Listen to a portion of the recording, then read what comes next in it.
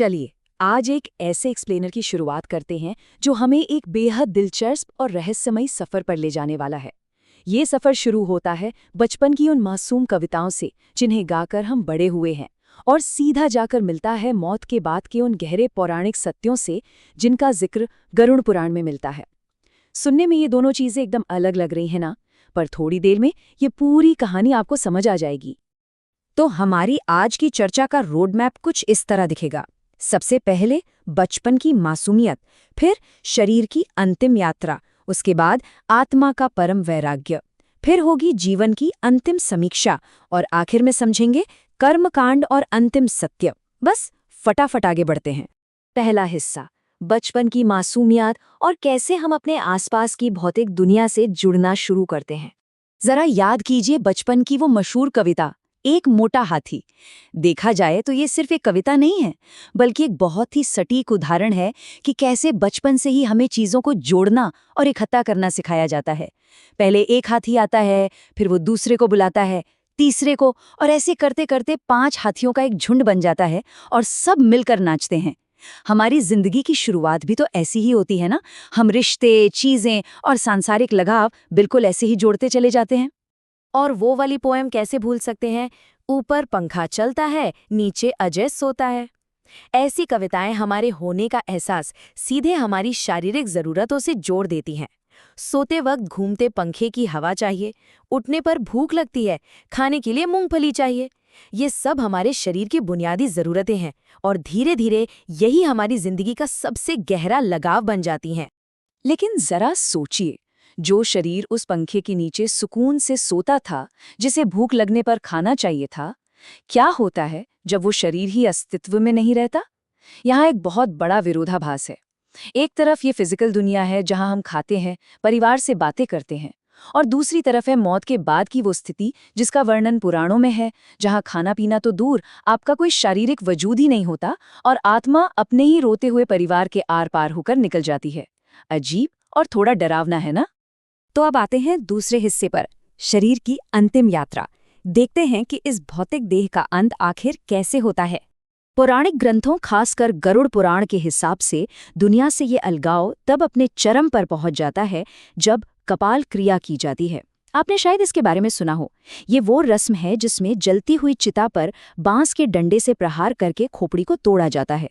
कहा जाता है कि उस वक्त एक बहुत जोर का धमाका होता है जो और किसी को नहीं, सिर्फ उस गुजर चुकी आत्मा को सुनाई देता है, और ये धमाका आत्मा के अपनी भौतिक देह के साथ जुड़े आखिरी धागे को हमेशा के लिए तोड़ देता है।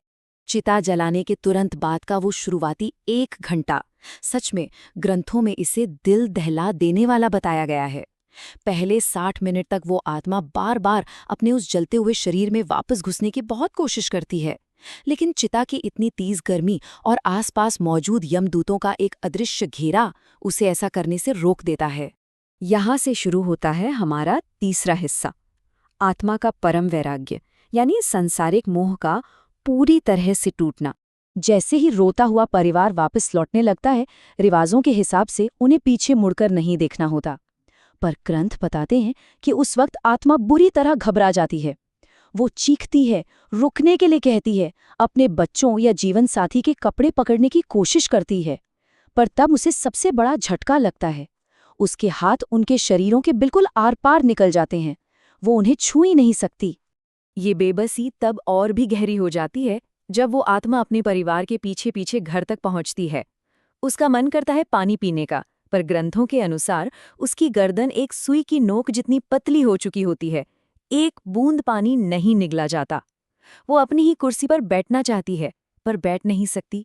और सबसे ज्यादा दिल तोड़ने वाली बात, जिन रिश्तेदारों को छोड़ने का उसे दुख होता है, कई बार वो उन्हें शोक मनाने की जगह अपने बैंक अकाउंट्स और प्रॉपर्टी के बंटवारे के बारे में चर्चा करते हुए सुनती है। शमशान में बिताया गया वो एक पूरा घंटा उस आत्मा के लिए सच में बहुत भारी होता है। शमशान को वैसे तो भगवान शिव का निवास माना जाता है, लेकिन ग्रंथों में ये भी चेतावनी दी गई है कि वो जगह मुक्ति के लिए तरस रही अतृप्त और भूखी आत्माओं से भरी होती है।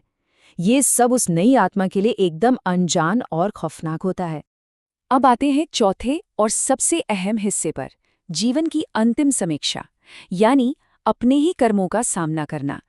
इसी ठीक 1 घंटे के दौरान आत्मा का रक्षा कवच बिल्कुल खत्म हो जाता है और शुरू होती है एक एकदम साफ और सटीक लाइफ रिव्यू। गरुड़ पुराण कहता है कि यहाँ इंसान अपने कर्मों के परिणाम सीधे महसूस करता है। मतलब अगर जिंदगी में उसने किसी को भूखा रखा था तो उसे बिल्कुल वही भूख और तड़प महसूस होती है। अगर किसी जानवर को चोट पहुंचाई थी तो बिल्कुल वही दर्द। ये मानसिक पीड़ा किसी भी शारीरिक दर्द से 1000 गुना ज्यादा होती है। तब जाकर ये बात समझ में आती है कि सारा पैसा और रुतबा तो शमशान के गेट पर ही छूट गया। और इसी जीवन समीक्षा का जो भी नतीजा निकलता है वही तय करता है कि उस आत्मा को आगे क्या दिखने वाला है। ये पूरा खेल पलट देता है। बुरे कर्म करने वालों के सामने यमदूत आते हैं, बिल्कुल वैसे ही जैसे पुराणों में बताया गया है, लाल आंखें, बाहर निकले दांत और काले पाश के साथ। दूसरी तरफ जिसने अच्छे कर्म किए हैं उसे लेने बेहद शांत और सम्मानजनक दूत आते हैं, जो एक दिव्य रथ यानी वैकुंठ का विमान लेकर आते हैं। इन ग्रंथों में बड़ी ही निष्पक्षता से बताया गया है कि कौन सा कर्म क्या अंजाम देगा। जैसे माता पिता का अपमान किया है तो आग पर चलना पड़ेगा, बेईमानी से पैसा कमाया है तो आत्मा को सांप और बिच्छुओं के बीच रहना पड़ेगा। लेकिन अगर जिंदगी में प्यासे को पानी पिलाया है, किसी जरूरतमंद को कपड़े दिए हैं, तो यही छोटी छोटी चीजें इस भयानक सफर में आत्मा को परम राहत और सुरक्षा देती हैं। आखिरी हिस्से की तरफ चलते हैं, कर्मकांड और अंतिम सत्य। अगली यात्रा के लिए तैयारी। क्योंकि आत्मा इस वक्त इतनी कमजोर और भ्रमित होती है, इसीलिए प्राचीन अनुष्ठान ही उसे राहत दे सकते हैं।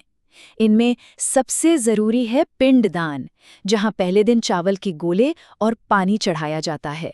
अब ध्यान दीजिए, ये किसी शरीर को खिलाने के लिए नहीं है, ये उस गहरी आत्मिक भूख को शांत करने के लिए है, ताकि वो आत्मा एक भटकता हुआ प्रेत बनकर ना रह जाए। और हाँ, ग्रंथों में ये भी बताया गया है कि सभी मौतें एक जैसी नहीं होती। जो मौतें अचानक या किसी दुर्घटना में होती हैं, वो उस आत्मा को और भी ज्यादा भ्रमित और सांसारिक मोह में फंसा छोड़ देती हैं। ऐसे मामलों में उस आत्मा को इस मोह से बाहर निकालने और शांति देने के लिए नारायण बलि जैसी विशेष पूजा को एकदम आवश्यक बताया गया है। अंत में ये सारी पौराणिक बातें हमें अपनी ही नैतिकता और जीवन को देखने के नज़रिए पर सोचने के लिए मजबूर कर देती हैं। ये सवाल दिमाग में ज़रूर आता है कि अगर कल मैं अपनी ही राख के पास खड़ा रहूं, तो क्या मेरे पास शांति देने के लिए कोई अच्छे कर्म होंगे? जब सारे महंगे कपड़े और बैंक बैलेंस जलकर राख के ढेर में मिल जाएंगे, तब असल में क्या मायने रखेगा? और ये हमें इस पूरी चर्चा के सबसे बड़े विरोधाभास पर लाकर खड़ा कर देता है। जरा सोच कर देखिए, बचपन की मासूमियत से लेकर आखिरी सांस तक हम सिर्फ चीजों और रिश्तों को बनाते और जोड़ते आते हैं। क्या वाकई हम जिन सांसारिक बंधनों को जीवन भर इकट्ठा करते हैं, आखिर में वही वे चीजें हैं जिन्हें हमें हर हाल में छोड़ना सीखना होगा? क्या जीवन का असली अर्थ चीजों को इकट्ठा करना नहीं, बल्कि समय आने पर उन्हें मुस्कुराते हुए जाने देना है? इस गहरे विचार के साथ हमारा यह एक्सप्लेनर यहीं समाप्त होता है। इस सफर में साथ जुड़ने के लिए बहुत बहुत धन्यवाद।